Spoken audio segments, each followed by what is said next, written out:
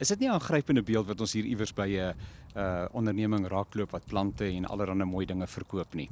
Ek sou die beeld interpreteer as die van 'n man en 'n vrou en 'n kind. En dat my onmiddellik dink aan God se bedoeling met die huisgesin.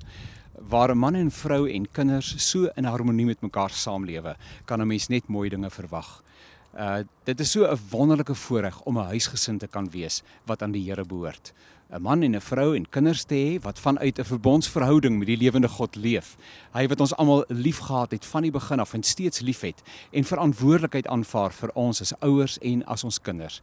En dit is so heerlik vir ons as ouers om te weet dat ons kinders voortdurend aan die Here kan opdra en kan lewe vanuit die sekuriteit wat 'n verhouding met hom moontlik maak. En as ons as ouers ook 'n verhouding met die Here modelleer, dan kan ons ook oortuig wees en seker wees daarvan dat deur die genade van die Here ons kinders ook uiteindelik vir die Here sal volg en vir hom sal lief hê en ook self ook weer gesinne sal vestig van waaruit daar as dit ware strome van lewende water vloei.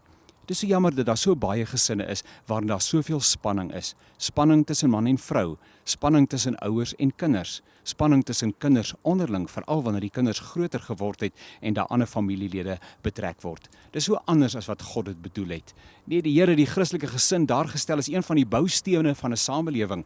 'n Samelewing is eintlik maar net so gesond soos wat die gesinne van daardie samelewing is. Ons samelewing is relatief stikkend. Daar is soveel kinders wat uit enkel ouer gesinne kom en daarmee verwyd 'n mens natuurlik nie, maar is deel van die realiteite en ons moet voor die tyd bedag wees op die dinge wat aanleiding gee tot gebrokenheid in gesinne. Ag, wil jy nie ook wees soos hierdie standbeeld nie? Natuurlik meer dinamies is die beeld, maar man en vrou, pa en ma, kind en kinders, wat so met mekaar saamlewe, dat wanneer ander mense kyk, hulle iets kan beleef van die stroom van lewegewende water, die getuienis, die lewe, die energie en die voorbeeld wat daaruit vloei.